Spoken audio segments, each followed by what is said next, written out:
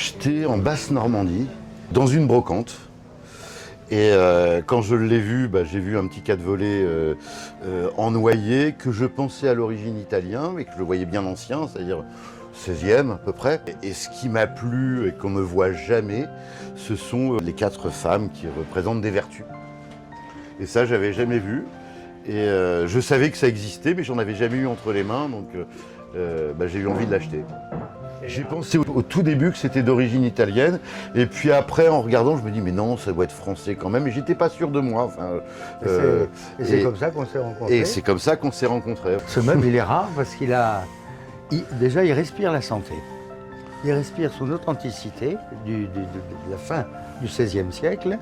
Et en plus, il a un beau noyer, il a des proportions extraordinaires, il a plein de détails. La corniche à toit plat, il a un montage bien particulier, une qualité de noyer d'un grain serré. Ça me fait bien lyonnais, ça, comme complètement. On trouve ça dans les... parce qu'après j'ai regardé et puis T'as on vérifié? trouve ça, j'ai vérifié, on voit ça à Lyon, on voit Lyon. ça aussi un petit peu au sud de la Bourgogne. Oui, et en Savoie. Et en Savoie, oui. Et alors ce qui est extraordinaire, c'est qu'ils le trouvent en Normandie, mais les meubles, ils on le voit, ils ont voyagé par les mariages et tout. Ouais. Les dots et autres, on emmenait les meubles, les successions, et tout ça. Et la deuxième chose, alors absolument rarissime et magique pour moi de ce meuble et pour toi, c'est le décor. Ouais. C'est que à cette époque, on fait plutôt des meubles. C'est la grande mode de la sculpture en noyer. On ne sculpte plus le chêne, on sculpte le noyer, qui rapproche mieux la lumière, qui est plus doux, qui est plus sensuel, qui est plus facile à sculpter, qui donne des reflets extraordinaires. Et là, on a un décor peint à la façon de la sculpture. Ouais. Et le décorateur, le peintre, a mis ses peintures aux endroits où un sculpteur aurait pu travailler, bien sûr. C'est ça. Souvent sur des colonnes, par exemple colonnes religieuses et tout ça, c'est sculpté. Et là, c'est peint alors, c'est une mixion d'or et de colle. De colle, oui. Et alors pourquoi, on s'est posé la question, pourquoi pas sculpter? Peut-être qu'il n'y avait pas de sculpteur dans sa région. Alors c'est possible. C'est possible que le gars n'avait pas de sculpteur sous la main. Ou alors, comme dans les grands décors Renaissance, on aimait bien aussi le décor peint. Oui. Et peut-être que le commanditaire du meuble avait envie que ce soit peint plus que sculpté. Et puis peut-être qu'on ne le sait pas, mais est-ce que le reste, comme dans certains châteaux à la Bastille d'Urfé et autres, est-ce que les boiseries n'étaient pas peintes comme ça? Bien sûr. Oui. C'est là qu'il faut chercher. Parce qu'il y avait toutes les boiseries. Parce qu'il y avait toutes les boiseries qui allaient avec, et qu'on pouvait avoir les boiseries peintes dans le même décor. Ce qui est dommage, mais qu'on ne voit plus très bien parce qu'il y a de l'usure. Ici, il y avait le nom. Il y avait un nom qui était probablement le nom du commanditaire.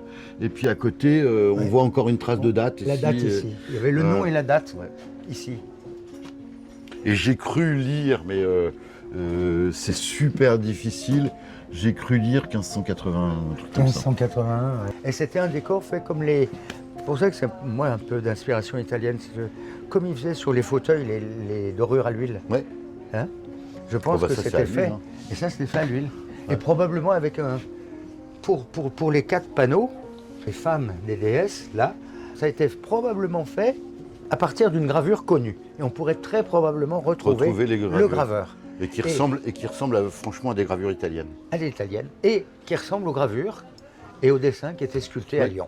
Sur les meubles lyonnais, on a ce type de femme, ça c'est typique, avec le ventre bien bedonnant, sculpté sur les panneaux des meubles lyonnais du 16e, de la fin du XVIe siècle.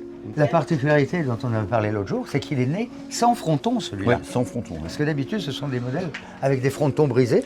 Oui, qui étaient enclenchés avec deux chevilles ou deux tenons. Voilà, avec tenons et mortaises, avec des mortaises. Et celui-ci est né à toit plat, sans rien. Et la cerise sur le gâteau, la merveille des merveilles. Moi, c'est la clé. La clé, regardez ça. La petite clé en fer forgé. La clé en fer forgé, qui est absolument magnifique. Qui est presque magnifique. encore gothique. Oui.